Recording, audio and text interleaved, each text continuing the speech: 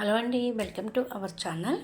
ఈరోజు మనము పెళ్లి ముహూర్తాలు ఎందుకని లేవు ఎప్పుడు దాకా గురించి కొన్ని విషయాలు మాట్లాడుకుందాము. నవంబర్ 26 నుంచి పెళ్ళిళ్ళకైతే బ్రేక్ పడింది. ఈ రోజు నుంచి శుక్రమూఢమి మొదలవుతుంది. దీనిని శుక్రమౌఢమి అని కూడా అంటారు. మూఢం సమయంలో శుభకార్యాలు అయితే చేయకూడదు. ఇక ఈ శుక్రమూఢం ఎప్పటి నుంచి ఎప్పటి వరకు ఉండబోతుంది, ఈ సమయంలో మనం ఏమి చెయ్యకూడదు, శుక్రమూఢం అంటే అసలు ఏంటి వంటి విషయాలను మనం ఇప్పుడు తెలుసుకుందాం.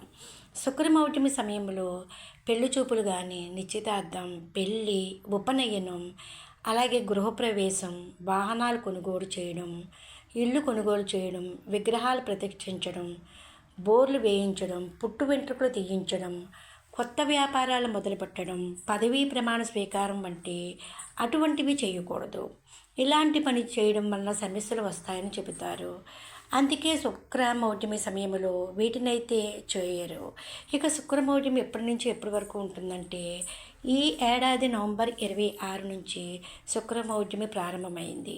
2026 ఫిబ్రవరి 17 వరకు ఈ మౌఢ్యమి అయితే ఉంటుంది.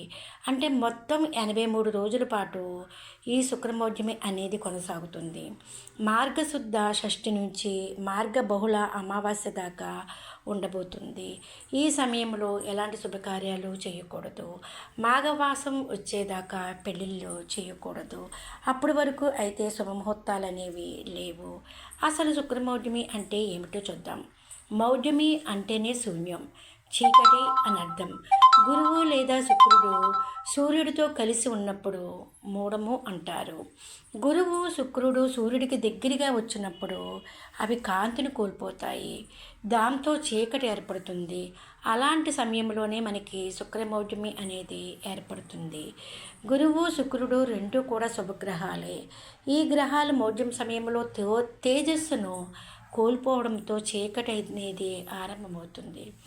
అందుకే ఈ సమయాల్లో శుభకార్యాలు అయితే చేయలేరు. అందులోనూ శుక్రుడు సిరి సంపదలను, సంతోషాలను అందిస్తాడు. శుభకార్యాలను నిర్వహించాలంటే గురువు అనేది బలంగా ఉండాలి. కాబట్టి ఈ సమయంలో శుభకార్యాలు అనేది నిషిద్ధం.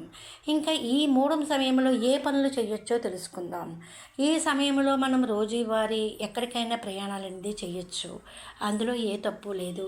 అలాగే ఈ మూఢం సమయంలో మనము గుడిలో అభిషేకాలు, అలాగే మనము డైలీ నిత్య పూజలు, నవగ్రహ శాంతి పూజలు, జపాలు, హోమాలు, శాంతులు వంటివి కూడా మనము చేసుకోవచ్చు. ఏ ఇబ్బంది అయితే లేదు.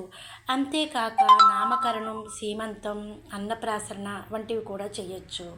ఇలా ఈ సమయంలో మనము ఇంటి మరమ్మతులు చేయించుకోవడం, నూతన వస్త్రధారణ, చాతుర్మాస్య వ్రతాలు వంటివి కూడా చేసుకోవచ్చు. మనకి ఎటువంటి ఇబ్బంది లేదు. ఇదండి మూఢము ఉన్నప్పుడు మనము చేసే పనులు, చేయకూడని పనులు. Please like, share and subscribe.